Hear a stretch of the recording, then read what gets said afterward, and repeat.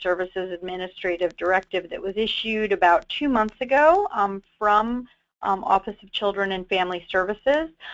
Today's webinar is geared towards civil legal services providers who will be making referrals to those programs, as well as to attorneys that work within domestic violence organizations in legal units.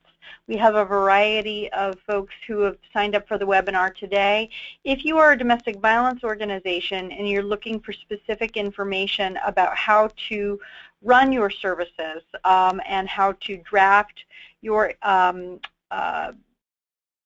the materials that Office of Children and Family Services will be reviewing. That will not be covered on today's webinar, but I will, during the course of the presentation, be letting folks know where they can get some technical assistance on that point. A few pieces of logistics about today's webinar. CLE will be provided to attorneys today who do qualify for CLE credit. Please make sure if you're an attorney and you're looking for CLE credit that you pull the handout with the attorney affirmation and send it back to us.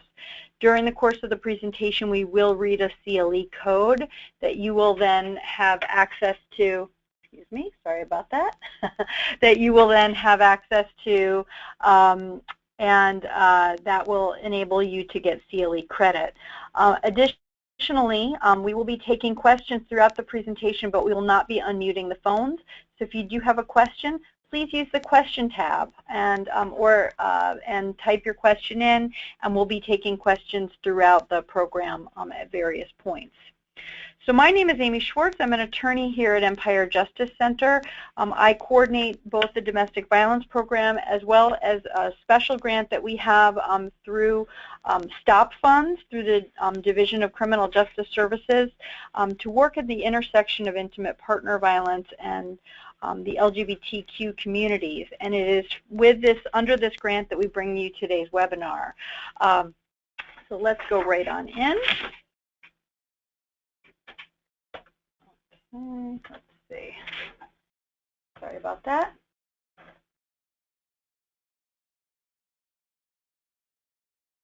A little technical. There we go. Okay. Sorry. All right. So, so our goals for today, for those folks that don't work in the domestic violence shelter system, we're going to be talking today about how the New York State shelter system works and some of the laws and policies that guide those services. We're going to be talking very generally about victim challenges to accessing those services, as well as more specifically about the ADM from OCFS. It's a lot of letters, I know. Okay. So a little bit about the shelter system so that we're all on board and understanding sort of how New York State shelter system works. Unlike most states, New York State funds our shelter system through what are called TANF dollars, and that's basically your welfare dollars. So anybody that goes in to seek domestic violence shelter services has to be TANF eligible for those services in order for the domestic violence program to get reimbursement for those shelter services.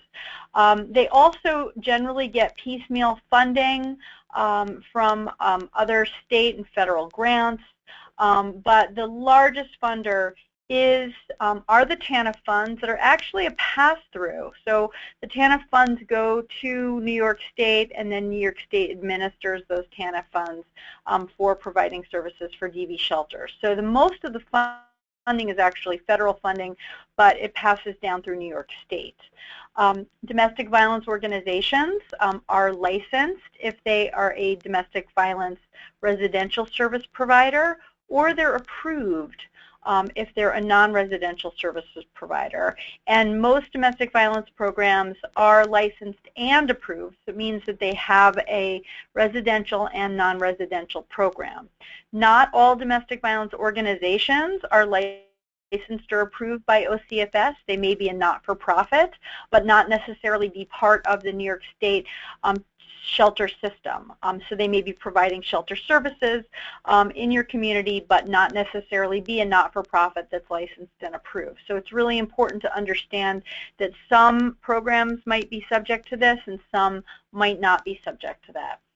Every county in New York State is required by law to provide domestic violence services, and in most communities those services are then contracted out to a local not-for-profit in your community that contracts with the local Department of Social Services. So it's very strange. We have the license and approval process that goes through the New York State Office of Children and Family Services, but the local domestic violence organization has a contract to provide those services through the local Department of Social Services. So it's a little bit unusual on the web, but they all work together.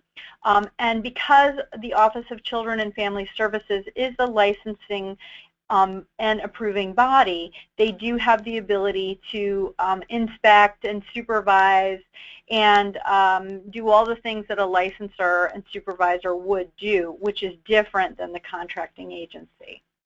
When we talk about the different kinds of shelter and different kinds of services that they provide, it's important also to understand what shelters actually look like. So in New York State, we have what's called a shelter. And shelter tends to be the word that we use most often for the provision of residential services, but that's actually a defined term under the state law. So a shelter would be considered a congregate living facility that provides bed spaces for 10 or more persons. A domestic violence program is similar to a shelter. It's actually a shelter, but in a domestic violence program, you have the provision of 70% of those beds are available for domestic violence shelter services, and 30% of those beds can be made available to any other kind of residential program that would not necessarily be that would not harm the residents or put the residents in any sort of danger. So oftentimes you might see a domestic violence program where you have 70% shelter for victims of intimate partner violence and 30% where it might be homeless services. There's also something called a safe dwelling, and a safe dwelling is a lot like a shelter, except those services have less than 10 beds, so it's anything under 10 beds. And finally, and pretty well died out at this point now in New York State, we still have something called safe homes networks. Networks are actually private homes that are then made available to victims of intimate partner violence. They're in a network, so usually there's a couple of homes in a particular community where private people, private citizens open up their homes are inspected, and once they meet with the approval process, those homes can then be available for domestic violence services, for residential services. It used to be the case where some programs had both a safe dwelling and a network of safe homes, but we're finding fewer and fewer safe home networks are increasingly available. The sources of law that guide domestic violence, residential and non-residential services are many. They're contained both in the social services law and the citation that you see there. They're also contained in regulation, because as you can imagine, as congregate living facilities, there's going to be a lot of regulations that are going to need to be promulgated to deal with the many realities and practicalities of providing congregate living for individuals in these different kinds of programs. So when you see things like 452, 453, 454, etc., those often have separate regulations for the different kinds of domestic violence housing provision or housing programs. So some of the regulations might be applicable to a shelter. They might be applicable then to a DV program or to a safe dwelling or a safe homes network. So they each have their own section of regulation dedicated to the kind of housing that they're that they're providing. And also certainly the non-residential services are also subject to the state law and regulation process as well. In addition to the laws and regulations, there are also administrative policy directives and policy guidance that's been promulgated to support the regulations and the law for many years. The ADM that we're going to be talking about today is one of those many administrative policy directives. Okay. So who can access residential services? Essentially, under state law, anybody can access domestic violence services to the extent that space is available, and that's critical. Space is often a critical resource in many communities. But people who need to access residential services need to be a victim of domestic violence. That is contained in 18 NYCRR 452.9 in the various subsections that are cited. So what does it mean to be a victim of domestic violence? And here's the definition. You see it reiterated throughout both the law and the regulations, but the victim of domestic violence is any person over the age of 16, any married person, or any parent accompanied by his or her minor child. They have to be a victim of some sort of violation of the penal law. It lists out and enumerates a few different offenses, but that is by no means, when you look at the actual statute, you're not limited to those particular offenses, unlike in something like an enumerated family offense to get an order of protection under Article 8 of the Family Court Act. There is no such limitation on the number of or the types of penal law offenses that one has to be subject to in order to be qualified for domestic violence shelter. In addition, the acts of intimate partner violence have to have resulted in actual physical or emotional injury or created a substantial risk thereof. Finally, to meet the jurisdictional requirements of access to shelter, the acts have to have been committed by or alleged to have been committed by a family or household member, which is a term that, as we all know who have done domestic violence work for a long time, is a very well-defined term. As in the next slide, which probably violates every rule of adult learning, a lot of words on this slide, but I wanted you to have the citation. So the term family or household members means any persons who are related by blood or marriage, that would be consanguinity or affinity, persons who are legally married to one another or formally married to one another, who have a child in common. And unlike the enumerated family offenses, these particular categories for access to shelter have some additional provisions. So unlike enumerated family offenses, persons who are unrelated and were continually living together in the same household, or were in the past living together at the same household, so essentially current or former cohabitants, also would be considered a victim of domestic violence eligible for shelter. Persons who've been in an intimate relationship, regardless of consanguinity or affinity, would also qualify for these services. And finally, under 18 NYCRR 408.2 and 462.2, it also includes unrelated persons who have intimate or continuous social contact with one another and have access to one another's household. For many years, that was the subsection that folks used to get access to domestic violence shelter when they weren't, prior to the intimate relationship category being added. When that was added, these particular provisions in the NYCRR were not modified, but that was essentially what folks used to get access to domestic violence services previous.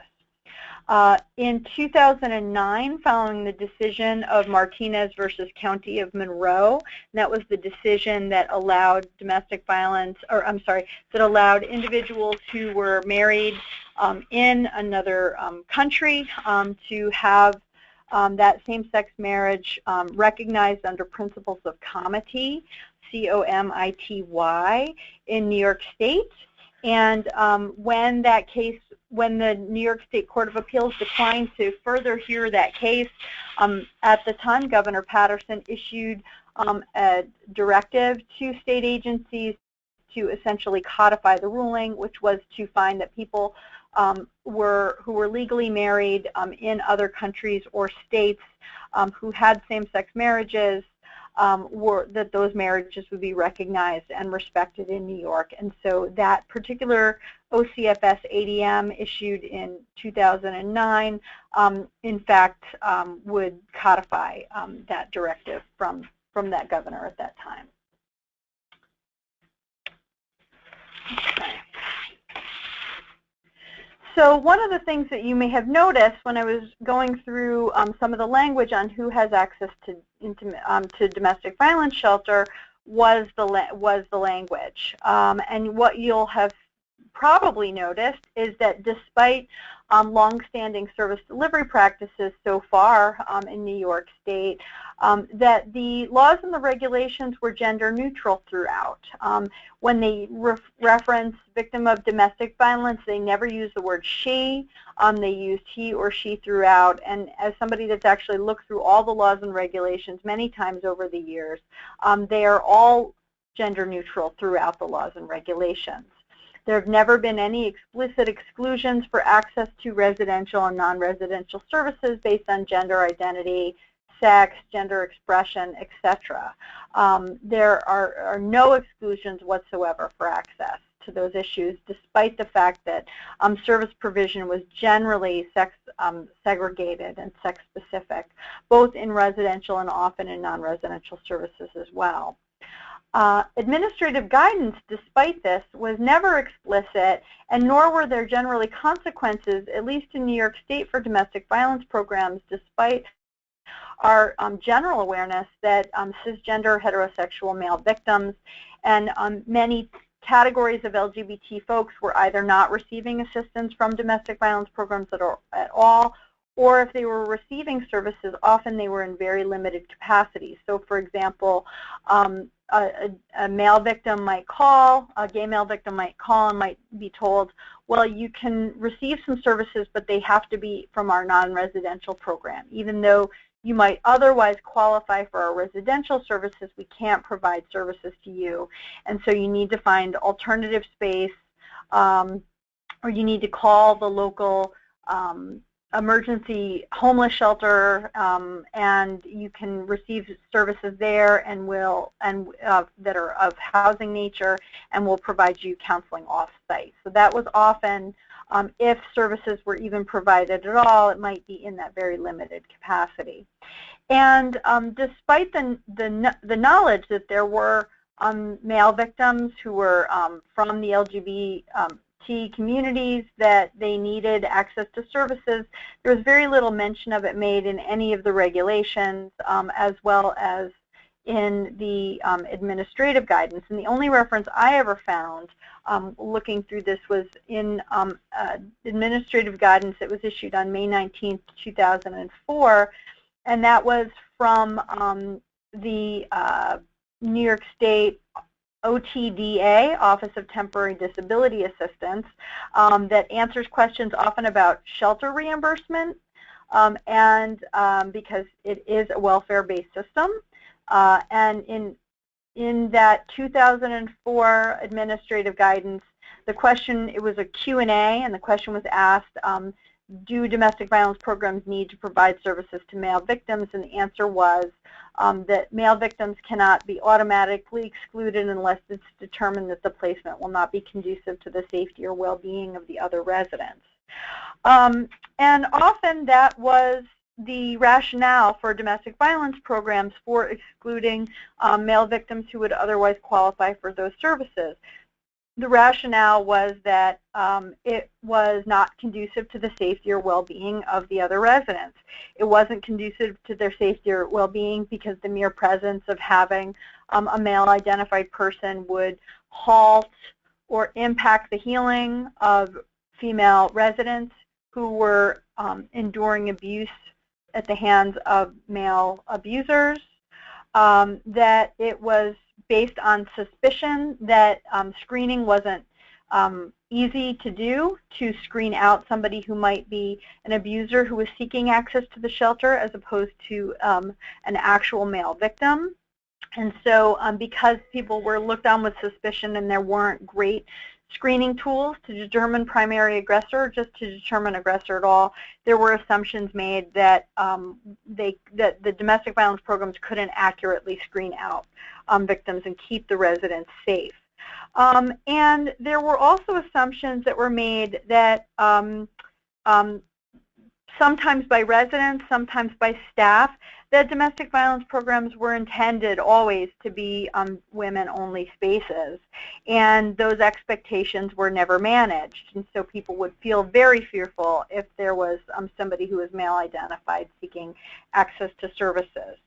Some of the statistics that we know of really bear out that male victims were not receiving services, whether if they were from the GB and Q community, GBT and Q communities, that they were really not receiving any services, and especially not residential services. Okay. So I'm just going to pause here and see if there's any questions. Okay. All right. And again, be sure to ask questions using the question panel, and we'll address them throughout the program at various points. Okay. So institutional and programmatic barriers are many. This is what I was essentially just able to fit on this slide. But basically, these are some of the most critical ones that we've seen and identified. But you know, we know that most domestic violence organizations don't have specific project geared towards LGBT folks. And if they do, that project may only be non-residential in nature, or may be really limited or busy. It might be just a program that might be informal, and they might have a dedicated staff person at a particular time who is interested in this intersection, but after that staff person leaves or is no longer there to administer that program, the LGBT particular project goes away. So there's some real resource issues in terms of that issue.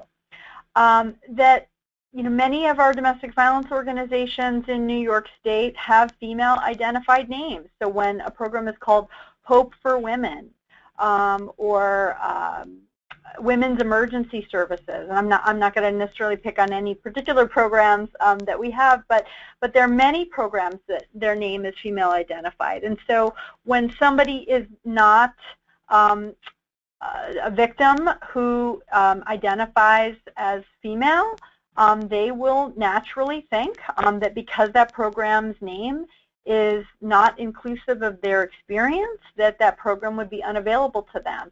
Or even if they do believe that it's unavailable, there's going to be already a stigma attached to going to a program that isn't necessarily for them. Many survivors have called or reached out to DV programs and been told that the program will not, does not, or cannot serve male-identified victims, regardless of their desire to provide services to them. And many victims anecdotally have shared with us that they have reached out for services and been told that they're not entitled to those services.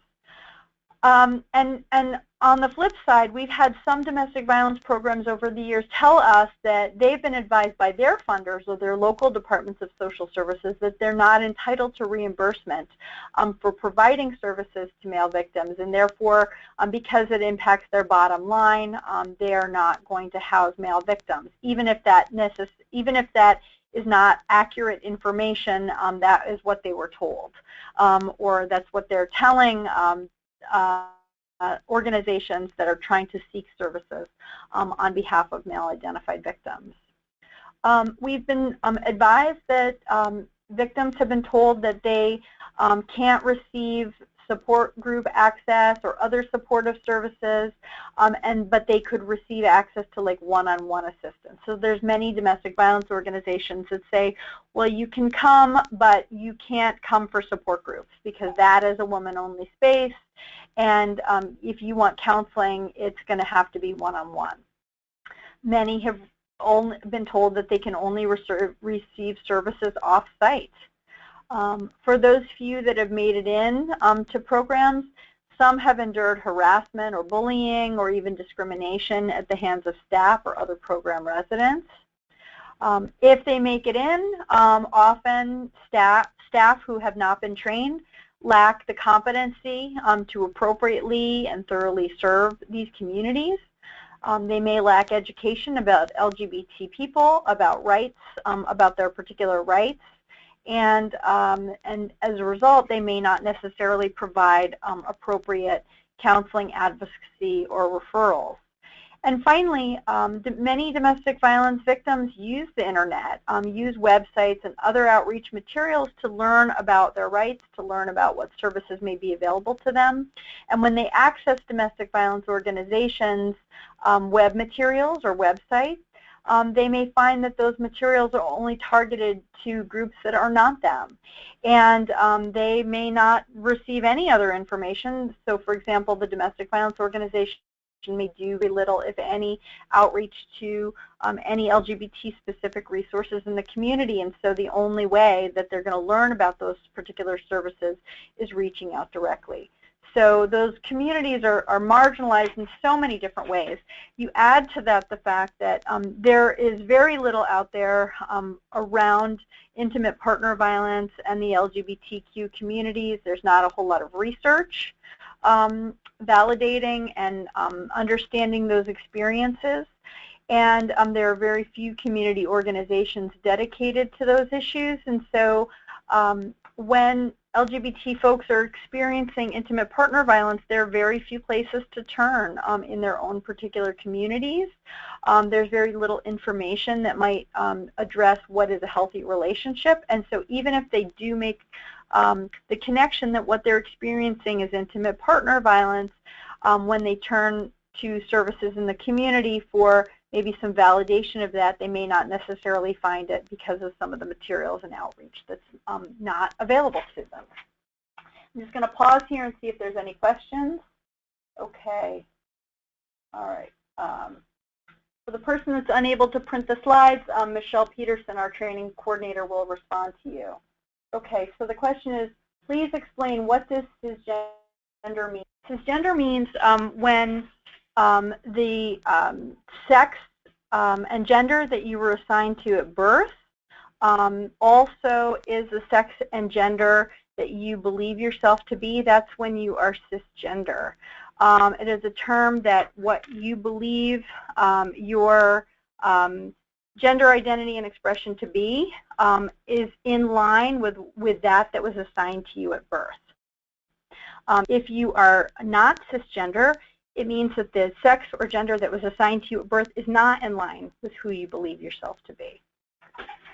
And if you have, if you need any additional learning opportunities about the term cisgender, please feel free to research that term on the internet. There's lots of great materials, I'm sure, that are far more explanatory than what I shared with you on the website today from some very knowledgeable folks. But that's essentially what we mean with the term cisgender. So hopefully that answered your question. Okay. All right. So over the last few years, we've been increasingly moving towards more inclusive practices. We've found that there's increasing visibility of the problem and the issue, absolutely highlighted by the 2012 and 2013 discussions around the Violence Against Women Act reauthorization. There was a lot of conversation about the visibility and need for services for the LGBTQ communities. There's been more and more scholarly research on LGBT communities. I'm sorry, and I realize that we are missing part of this. It should be scholarly research on LGBTQ survivors of intimate partner violence. Some of you may have seen a few weeks ago the Williams Institute, which is a research hub out of the University of California Law Schools, did amalgamate and put together all of the research that's been done since the late 1980s on the experience of LGBTQ folks who experience intimate partner violence. That's really the first study where I've seen all the aggregate data together in one area. You know, it's a relatively short paper, which should tell you something about how much actual scholarly research has been done to date on these communities. We don't have a lot of data, but the data that we do have appears to indicate what advocates have known for a long time, which is that intimate partner violence happens with similar or more frequency than it may happen in other communities. Advocacy groups and survivors who have experienced intimate partner violence, or advocates who have worked on that intersection, have long been putting pressure on domestic violence organizations, on state agencies, and on funders to make sure that survivors who are impacted by intimate partner violence get services. So whether it's through the power of the purse strings or policy changes, there has been an increased push to make sure that survivors who are impacted have access to the services that they're legally entitled to. Throughout the country, there have been some sex discrimination lawsuits against domestic violence organizations. The most recent one that I'm aware of was against a domestic violence organization in the state of Massachusetts. That particular organization was funding, I believe, plastic surgery for individuals who experienced domestic violence and their injuries were that they need plastic surgery for were caused by intimate partner violence. And there was a gay male victim who applied, who had needed some facial reconstruction work, and was denied services simply because of his gender. So that case is still pending, but the domestic violence, it was actually a domestic violence organization for LGBT folks that brought the suit against the organization that administered those funds. And as I understand it, that case is pending. There have been, and what we will be discussing, some of the funding conditions that mandate inclusion, so that would be the power of the purse strings.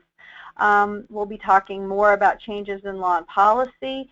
And the truth is that more and more domestic violence programs, whether it was in response to fear of sex discrimination lawsuits, whether it was as a result of direct advocacy or pressure or understanding the issue more, but more and more domestic violence programs in both New York and other places have been trying to provide more inclusive practices.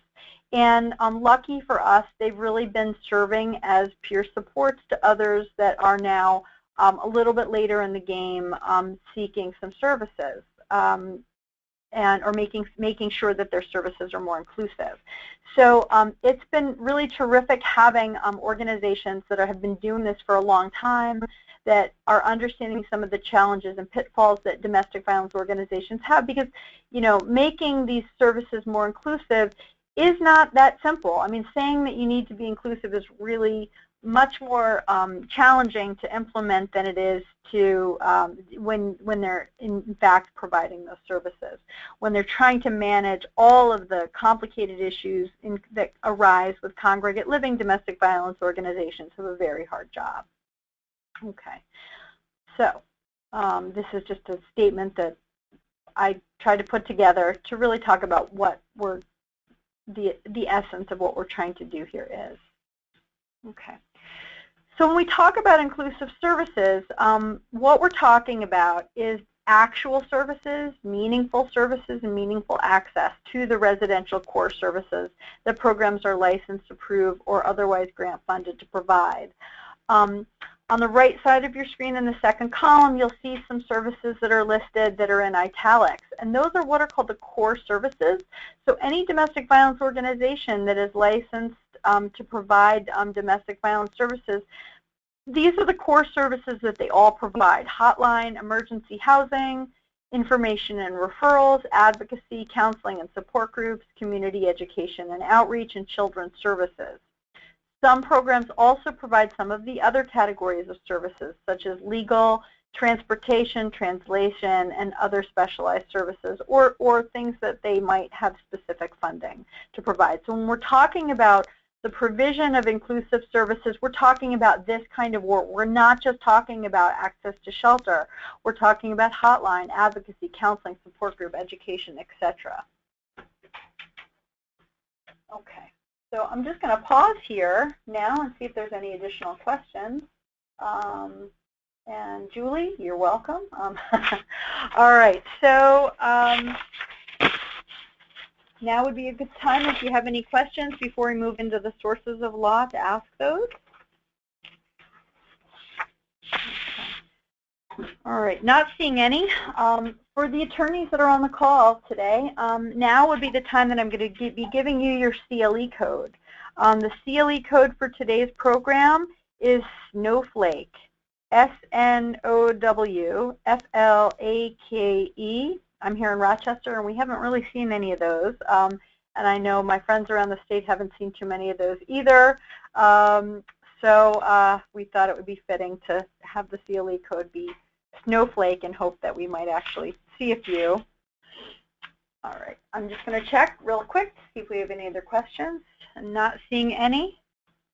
Okay, we're going to move on. Okay, so we talked a little bit about what the inclusive services are. Let's talk a little bit about the sources of law that impact those core services. We're going to be talking about a variety of things, and as you noticed in the previous slide, it says selected sources. There are numerous sources of law. These are some of the most critical ones that are really directly applicable to domestic violence programs, but there are some others that may be applicable depending upon the nature of the services, such as HUD, Fair Housing Act, etc. But we're really talking about, we're going to be talking about just a few of these here today. So the most applicable would be the New York State Human Rights Law. The New York State Human Rights Law is codified in the executive law, which is in section 296. Among other things, the Human Rights Law prohibits discrimination based on actual or perceived sex, sexual orientation, and disability. And again, there are many other categories that are protected categories in the Human Rights Law, but for our purposes, we're going to be talking about sex, sexual orientation, and to some extent disability. And it prevents or outlaws discrimination in public accommodations, in housing, and in other categories. Now, you may have heard most recently that Governor Cuomo announced that there were going to be, he was directing that the New York State Division of Human Rights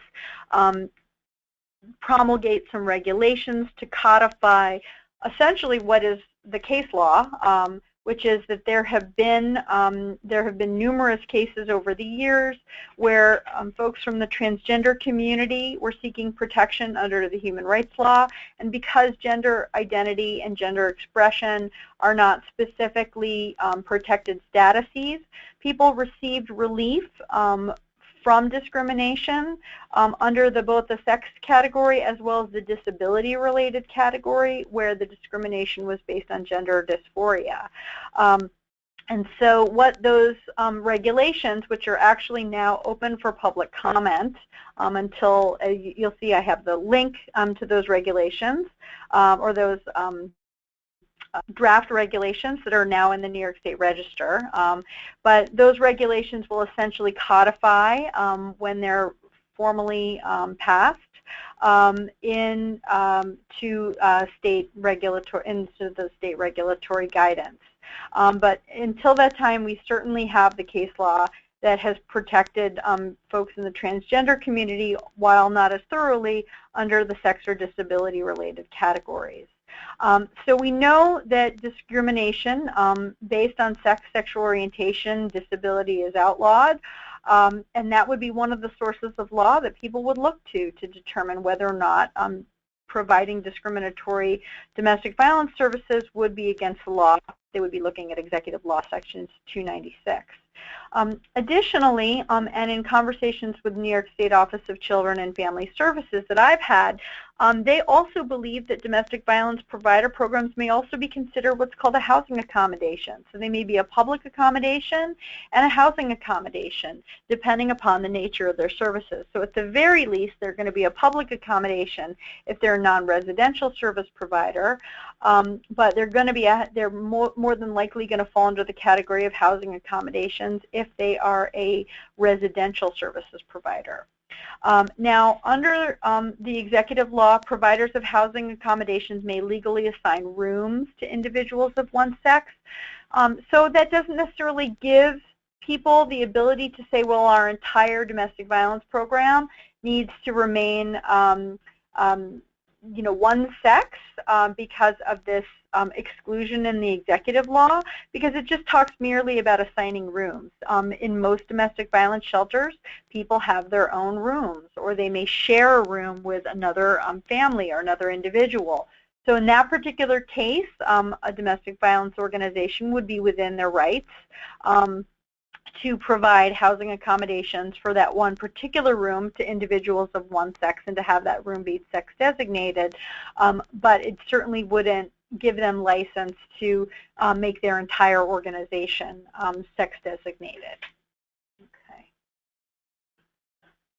So in addition to some of the state law, there are some communities that also have passed local laws, particularly in the absence of state laws. For many years, there were no provisions protecting people from discrimination based on sexual orientation or gender identity. And so there were a growing number of jurisdictions that are represented on this slide that do provide protections around both sexual orientation and gender identity and expression.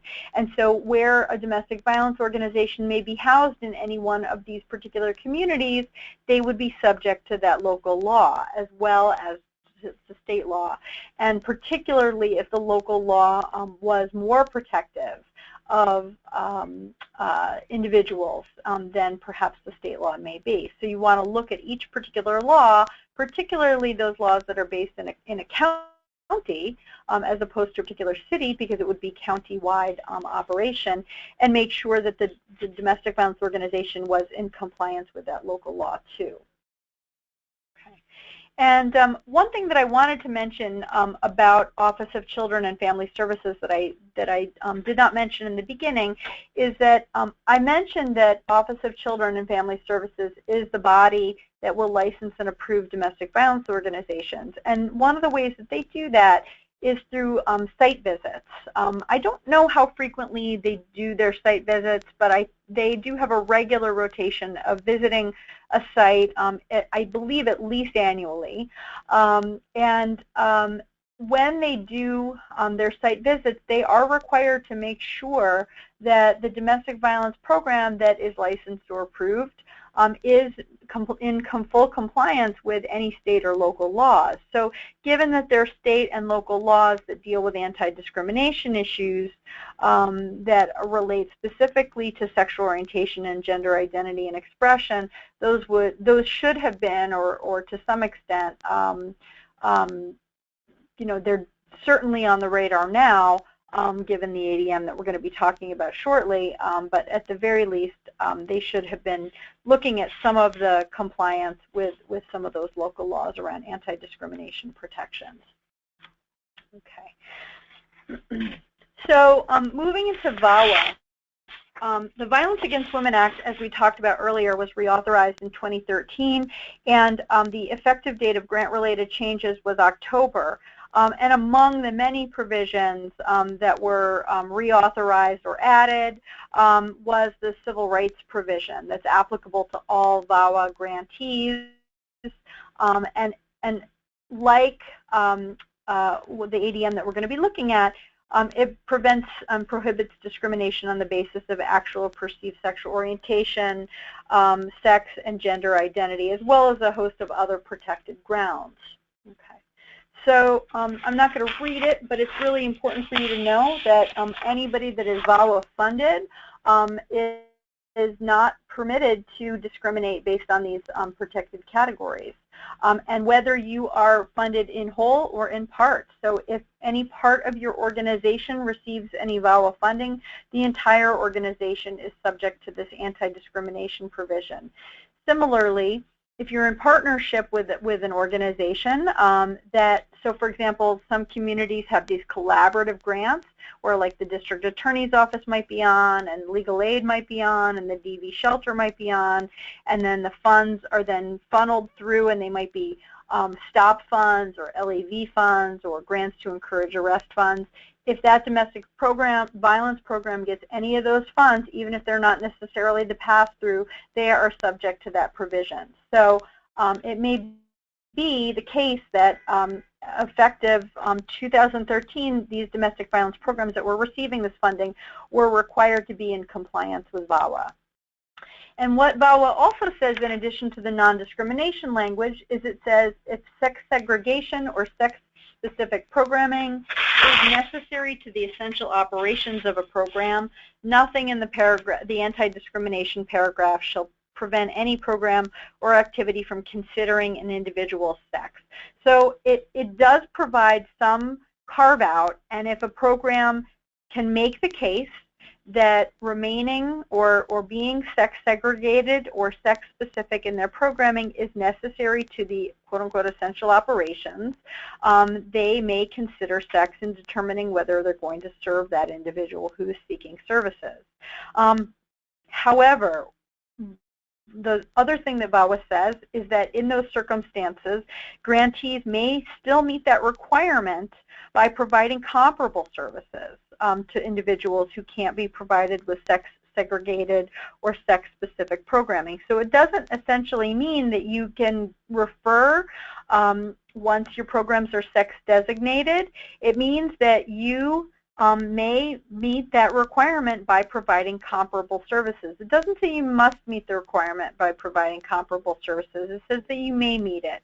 And so given how, I think, strong the anti-discrimination language is, and we don't have more information from VAWA yet, the guidance is still relatively new, I'm not sure sort of what the plan would be is if the organization doesn't or can't provide comparable services, if then they could remain sex segregated or sex specific and merely refer the person on.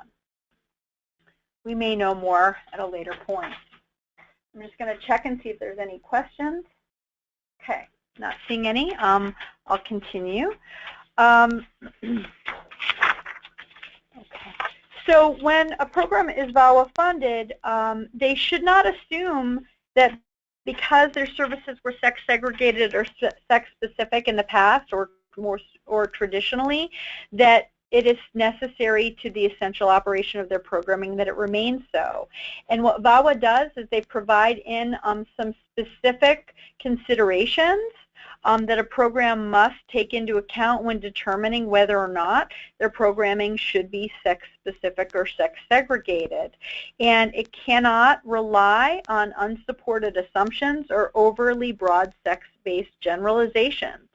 So overly broad sex-based generalizations would be things like men truly can't be victims of domestic violence, or our support groups won't work for male victims in shelter. They're really geared towards female victims. Or it might be that, having a male-identified person in services is going to be so traumatic to our female victims that it's going to impact their ability to heal from domestic violence. Those may be, or those are probably unsupported assumptions, and those are definitely sex-based generalizations that are not necessarily evidence-based. They also can't be based on reasons that are trivial or based solely on the grant recipient's convenience. So, for example, saying, well, if we open up our doors, we'll then have to train all of our staff and all of our volunteers, and that's time-consuming. That would probably be considered, not allowable because it would be a convenience issue. Well, we'd have to change our name or put up new signage, or we'd have to retool our programming, or it would take a whole heck of a lot longer for us to do a thorough intake to screen out potential abusers. We would have to figure out how to use our space differently. Those are things that might be potentially trivial or based on convenience that may not be allowable. So they really want and are requiring domestic violence groups or people that are funded to really drill down and to really look very closely at what they can do and then really look at what the research is and what the relative facts and circumstances are, and really make a thoughtful, evidence-based determination about service provision. So I'm just going to scoot through this because I want to really get to a few other pieces before we wrap up, and we haven't quite gotten to the ADM yet. We have about 10 minutes left.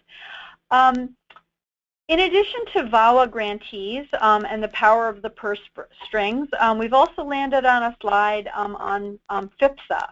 FIPSA is a large funder for domestic violence organizations in New York State, and like VAWA, anybody that is receiving or actually even applying for FIPSA funds was in 2013 subject to an LGBTQ accessibility policy, which among other things states that, and I do have the policy cut and pasted into the slide for your reading pleasure, but essentially it creates anti-harassment policies.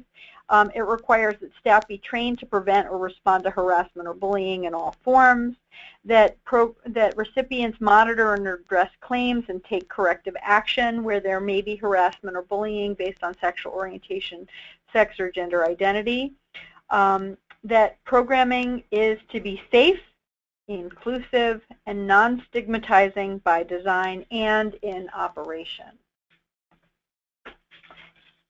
And for people that were receiving FIPSA funds, within 12 months of the award, back in 2013, programs did have to be in compliance with this requirement. And they actually did have to sign something. And so it may be that programs, if they were receiving VAWA and FIPSA funding as of 2013, were beginning to put some of these policies into actual practice. And the rubber was going to begin to hit the road around this issue. So now, in 2015, comes the guidance from New York State Office of Children and Family Services.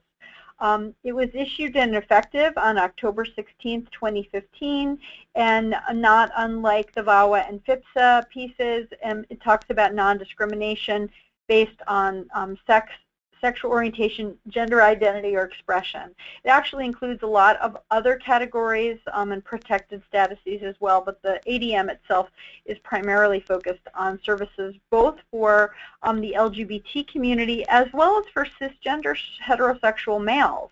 So it's not just specific to the LGBTQ communities, and so programs do need to be mindful that folks outside of those communities are also protected under this ADM.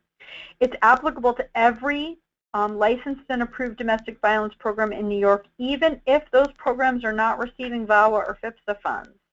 And I mentioned in the beginning that the language in the state law and the regulations is gender neutral. And does not have any exclusion or exemptions based on sexual orientation or gender identity and expression.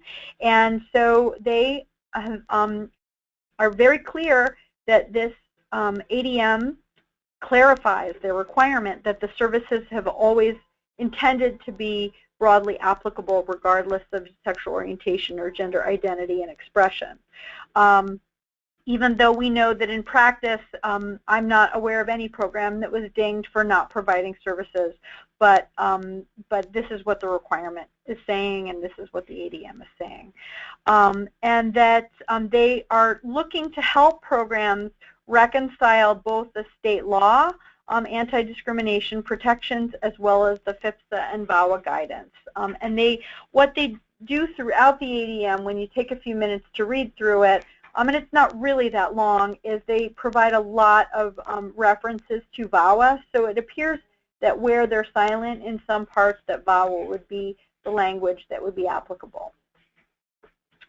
And the other thing that they did with it was a little bit surprising was, in addition to issuing this administrative guidance, they listed 7 different required actions that programs need to follow, and that they need to have all of that plan in place by January 15th, 2016. So in essence, about a month from today. All programs in New York State that are licensed and approved have to have written policies that will then be subject to review and approval by the program monitor from Office of Children and Family Services.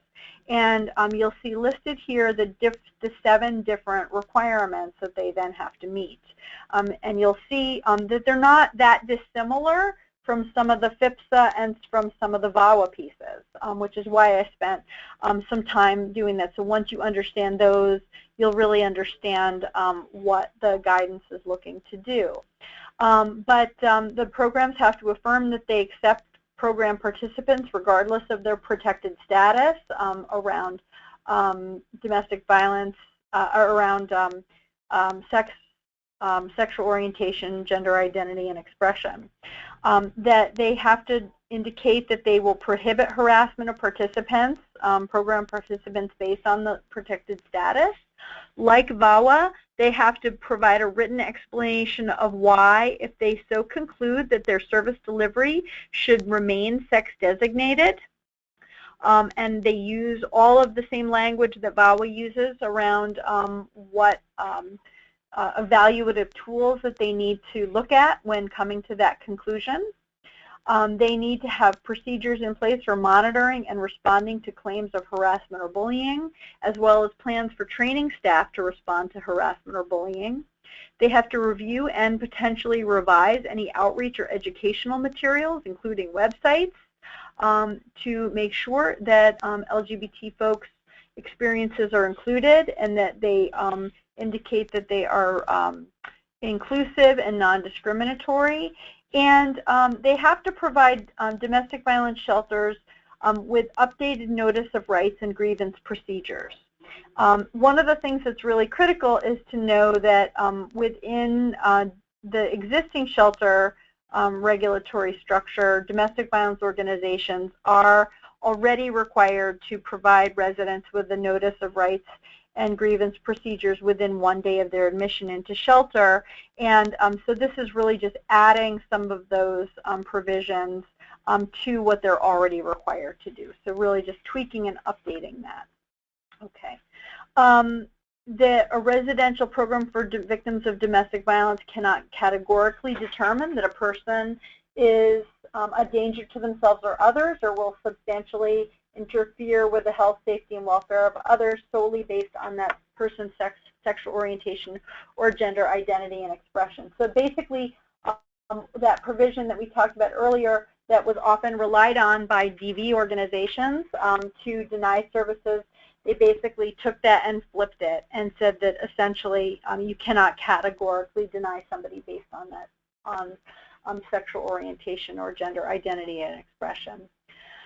Okay. So what is necessary to the essential operation of a program? Domestic violence organizations will be looking at must be looking at all of these bulleted points: the nature of the service, the anticipated positive and negative consequences to all eligible recipients, literature, the impact on transgender individuals seeking services, and whether or not there's different programs in different communities around the state that are providing similar services in a non-sex segregated or non-sex specific way. Okay.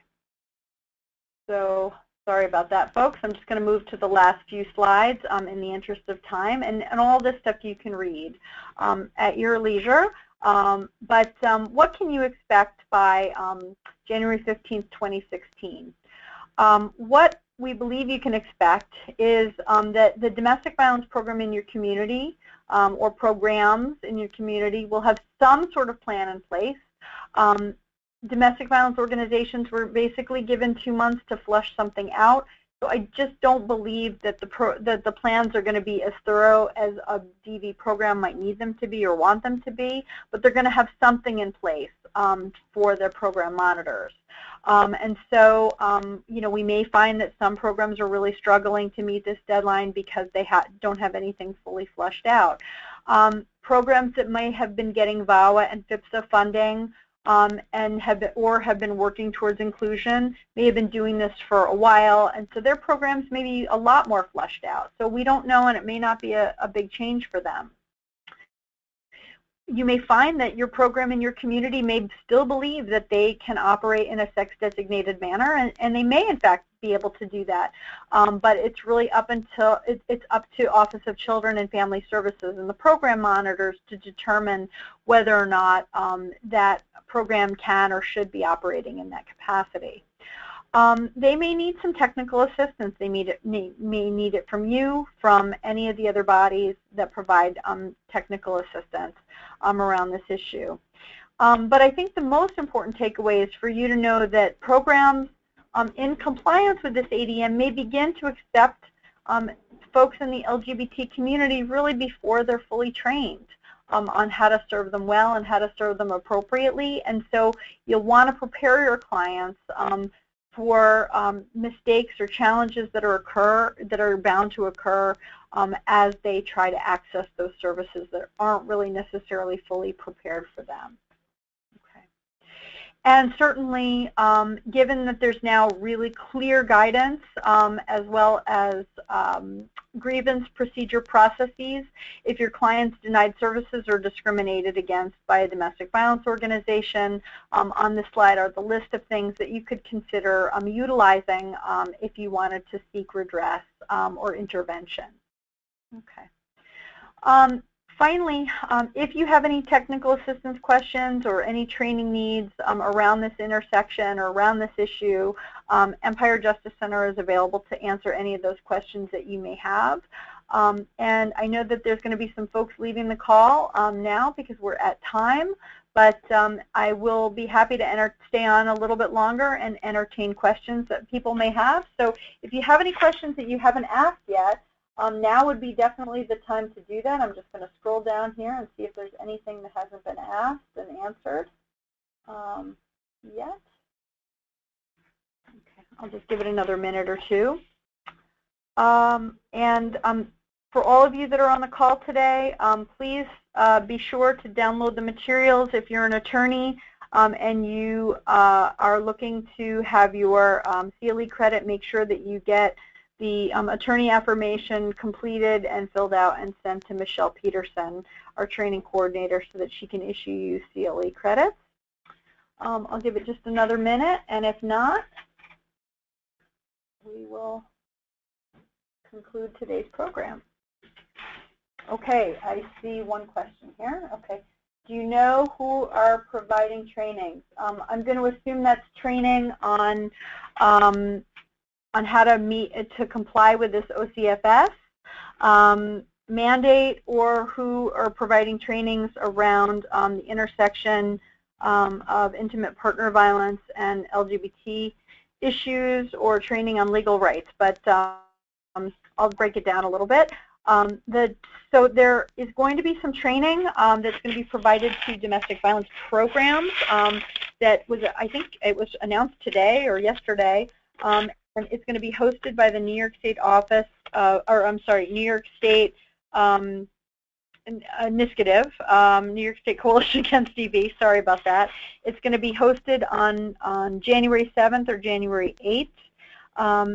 Programs can pick whichever day and time is most workable for them. And that particular, those programs are going to be designed to assist domestic violence programs comply with the mid-January deadline and putting their plans together. It's going to be co-hosted by NISCATIV, Empire Justice Center, Office of Children and Family Services, and the New York City Anti-Violence Program. The New York City Anti-Violence Program is also a national and very certainly a statewide technical assistance provider and training provider around the intersection of intimate partner violence and LGBT issues, as well as inclusive services. And Empire Justice Center, that's my organization, we are also a technical assistance provider and available to provide training on legal rights and remedies for LGBT domestic violence victims, as well as providing some support and information to domestic violence organizations that are looking to serve those clients. Hopefully that's helpful to you. Okay, great. Any other questions? All right. Well, with that, we're a little bit over time. Thank you for bearing with us for today's program. I hope everybody has a wonderful next few weeks. Happy New Year. And thank you for joining us. We will conclude today's webinar now.